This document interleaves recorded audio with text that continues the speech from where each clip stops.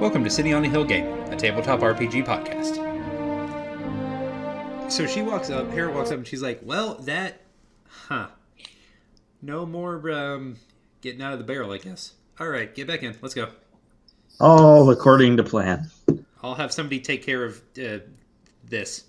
Wait, what happened to the cockroach? Don't worry about it.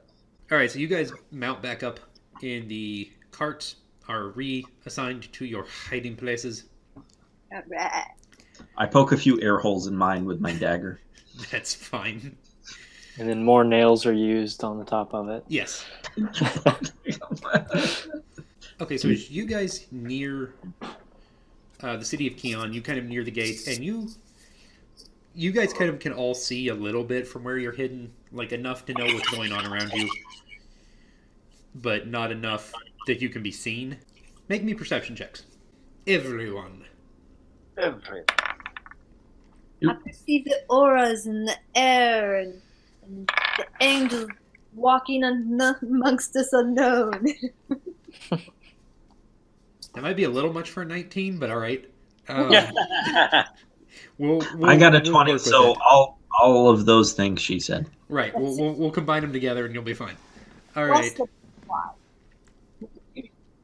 Okay. Jonathan, a butterfly lands over your hiding space. Ooh, pretty. Yes. Griot and Ujo, you notice there's a lot of merfolk kind of just hanging around. And, like, they've set up encampments around the city. They've hung new banners. They are kind of holding this place very steadily. Jenna and Daniel. Liesel, there we go. Liesel and Petrichor notice, not only are there a lot of merfolk, you start to see actually some of Baron Telex's men, some of his banners around the place. And you actually, of course it's it's a drawing, but you actually see posters up around the town of the Merfolk General, the Merfolk Chief, and of Baron Telex. And so the Merfolk Chief is sort of the conqueror who has come to save you, and Baron Telex is the man who has come to be your new ruler. Yes, has come. Was not dropped off here. Whoops. Yes. So you kind of see those things around town. You notice there are a lot of merfolk. There are a lot of just the people who used to live in the city. They still seem to be kind of going about their lives normally-ish.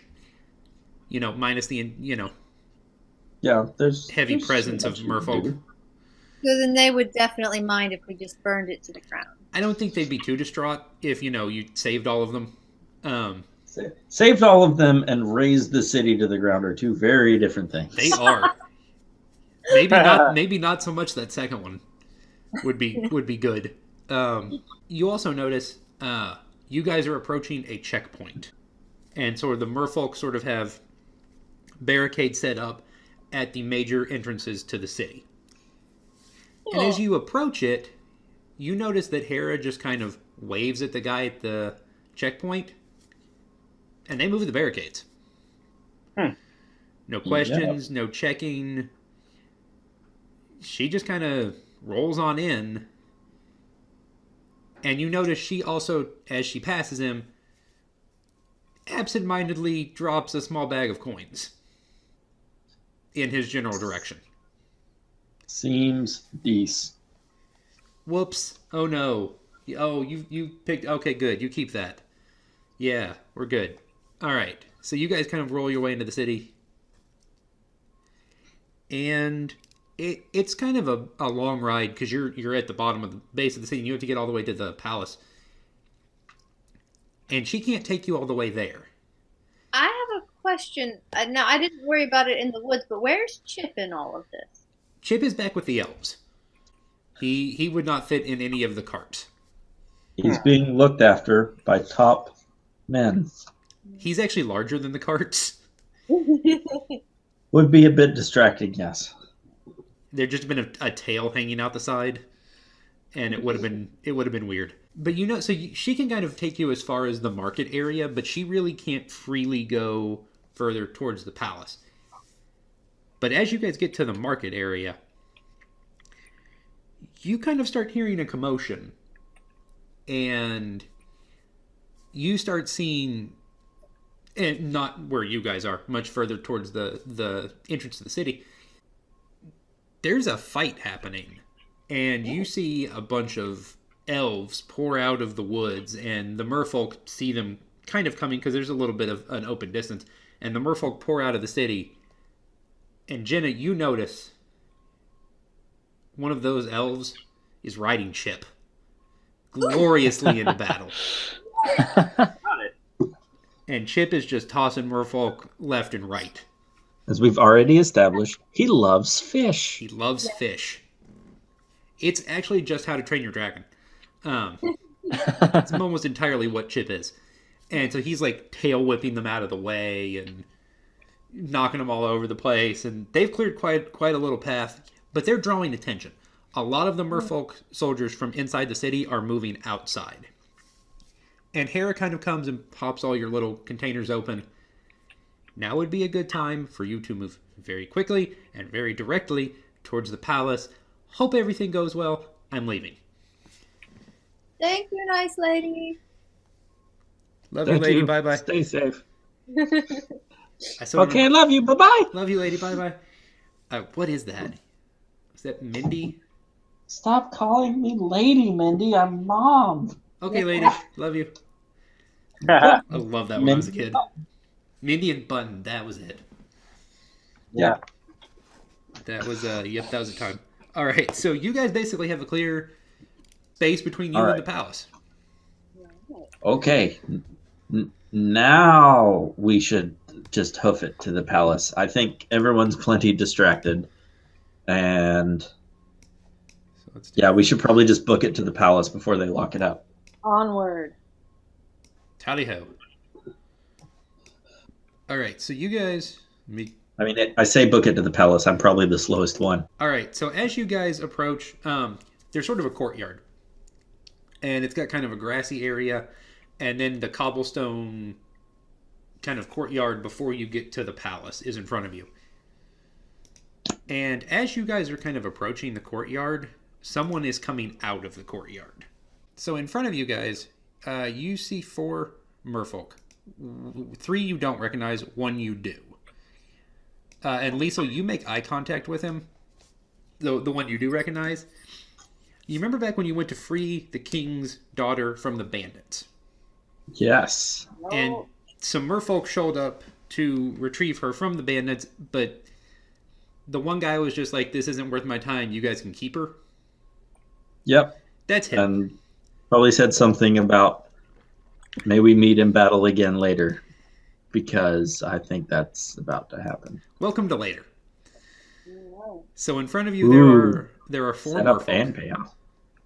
And One kind of looks like he's holding a machine gun, the one in the middle. I don't know what he's actually holding, but from here it looks like a machine gun. it's just how he's holding his axe, but yes. Yeah, some sort of jade weapon. Okay, so you guys spot each other from across the battlefield, and he looks up. One of the other merfolk nudges him, and he looks you straight in the eye, Liesl, and he smiles. Is this when like the Kill Bill sirens start going off? And And he just kind of looks at you and he's like, "Oh, good. I don't even have to leave to come find you. If you're okay with it, we can dispense with the formalities and just get this over with. Because I will not let you near my father." We deliver. I was trying to come up with some kind of Grubhub pun that has to do with fighting, but I don't have anything right now. Daniel, figure it out. With our new Puncher app, you can find people that need their butts kicked and bring them to your door. You can't use that. You stole that from Loading Ready Run. They did that already. Listen, where do you think all my good jokes come from? I very specifically I know that one. Okay. So you guys are faced with so for and I may have not made this clear in the past when you met him the first time. This is the son of the merfolk chief who has invaded your lovely country, and he is sort of the head of the merfolk military. He has some issues with his father's way of doing things, but he will fight as he needs to defend his kingdom and his father's kingdom. So it is him, and he brought friends, and they would like to fight you right now. Jenna, Yeah. turn first yours, please. I don't see anything else I can hide around unless I can become one with the grass.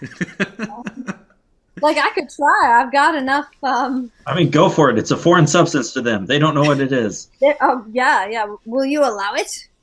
I don't think this is something the DM can just yes and.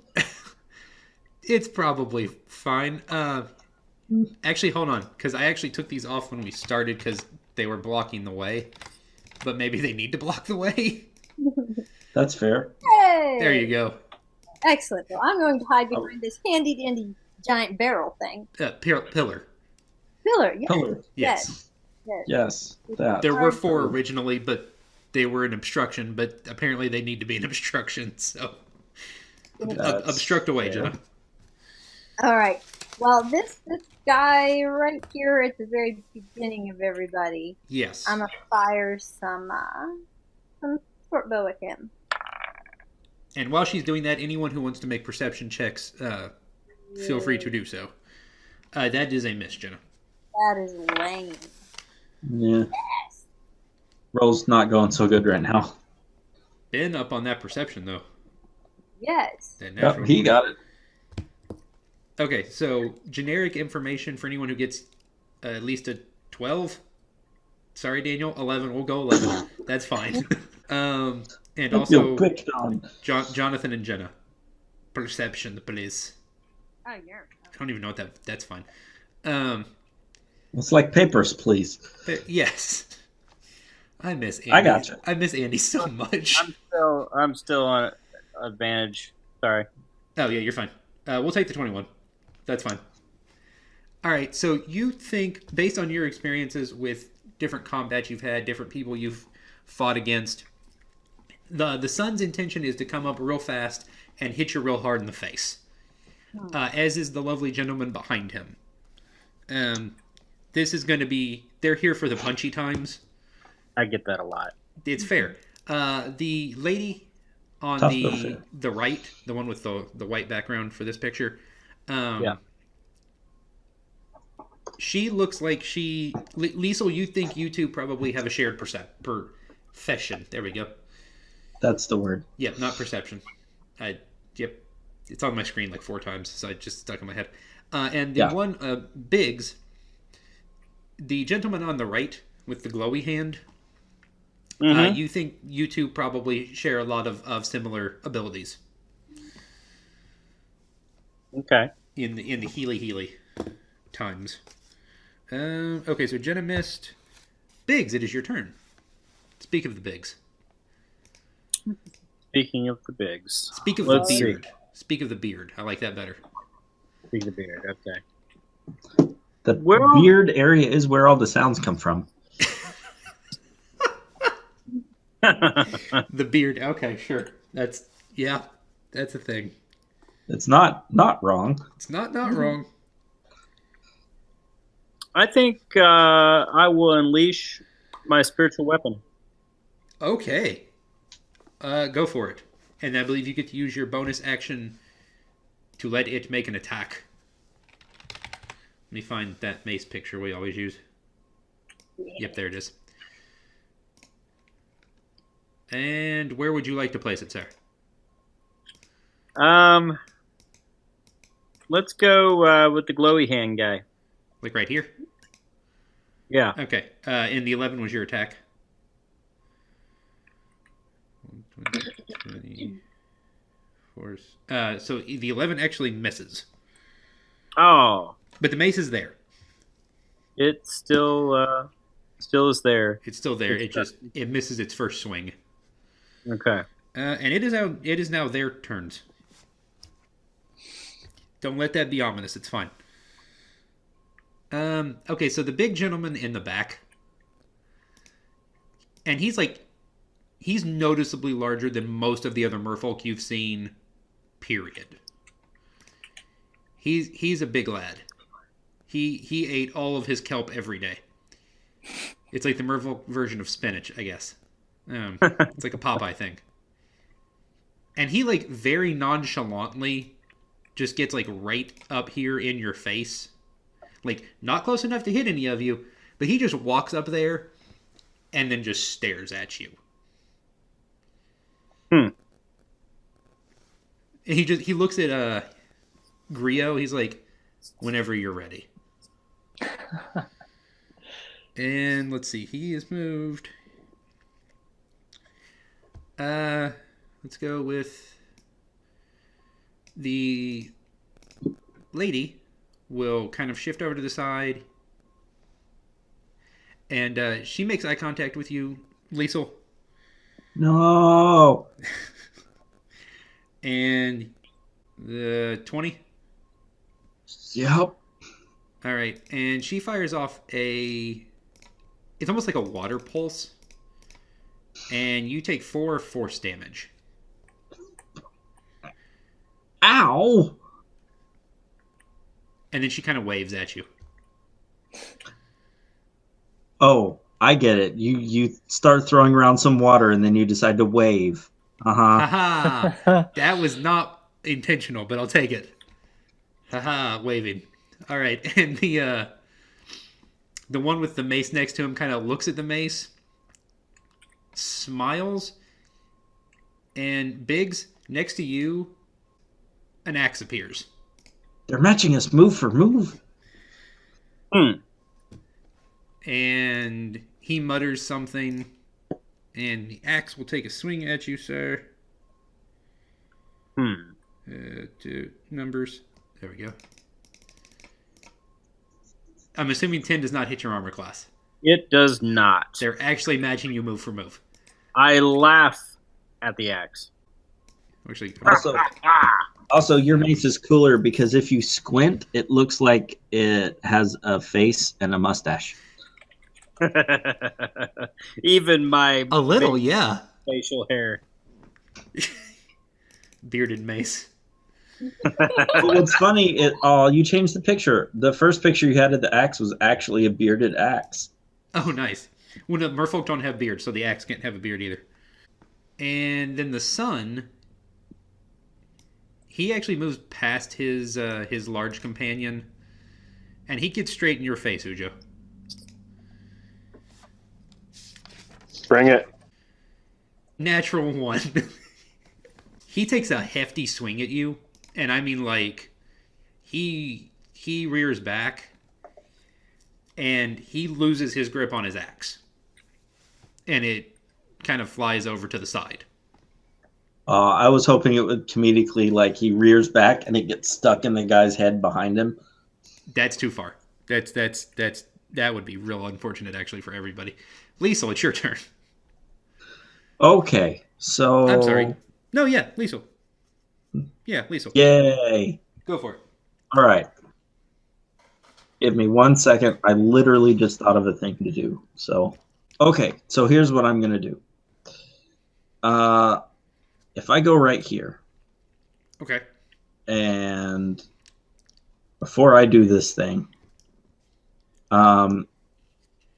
if I use that's cool.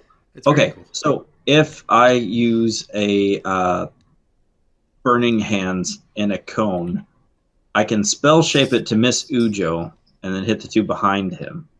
I'm assuming if it's a cone shape that it will miss the 2 people standing beside Ujo. I can work with that. That's fine. Yeah. That sounds reasonable. All right, and it won't hit anyone else. So it almost looks like Ujo's the one doing it. Yeah, basically, that's what it'll look like. But, yeah, I'm fine with that. So Ujo's going to miss, and then it'll hit the 2 behind him. Go for it. All right. And Burning Hands, I'm going to cast this at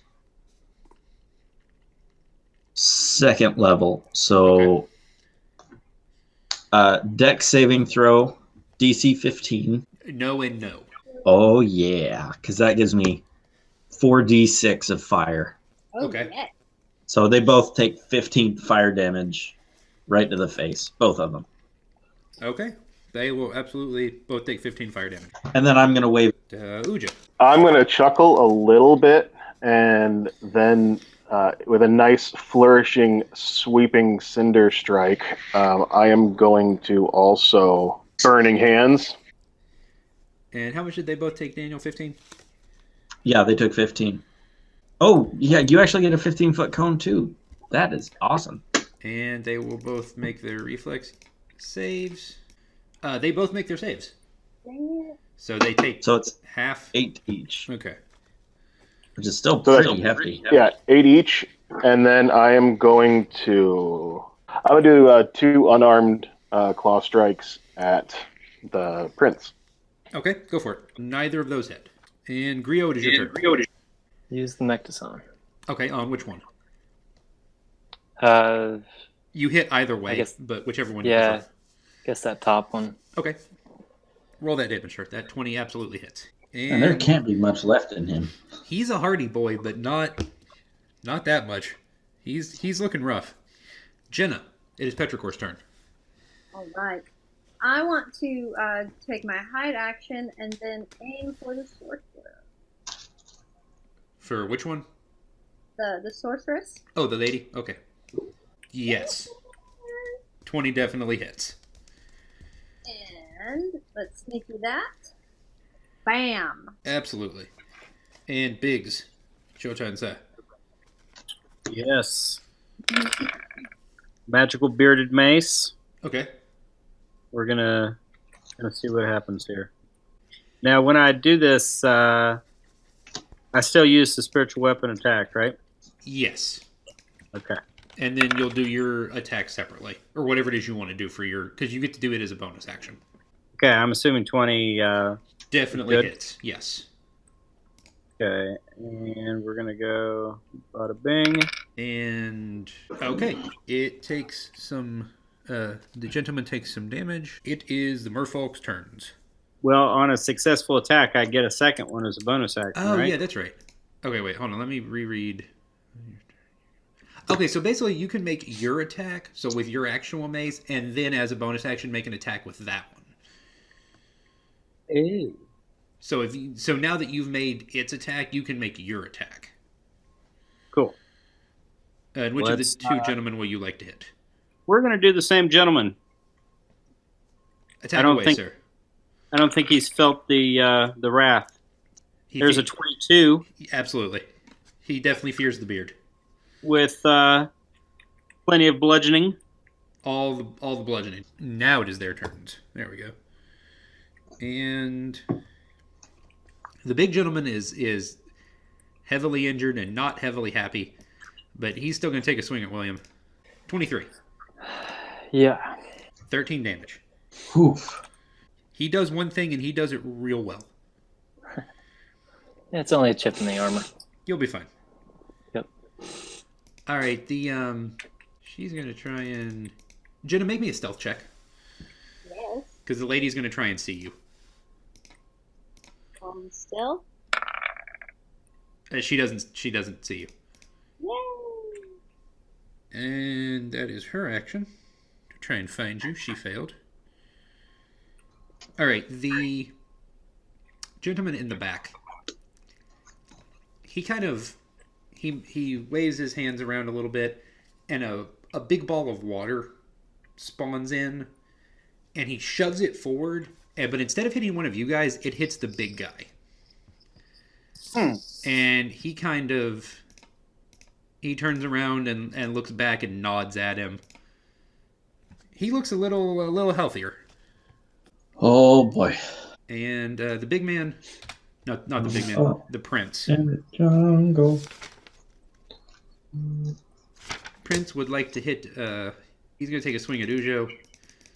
Or he's going to pick up his axe, and then he's going to take a swing at Ujo. 21. It hits. All right, 13. He Wow, will take a chunk out. Lisa, it is your turn. Okay. All right. Well, let's see what we can do here. Firebolt the guy standing above Grio. Nope. You miss.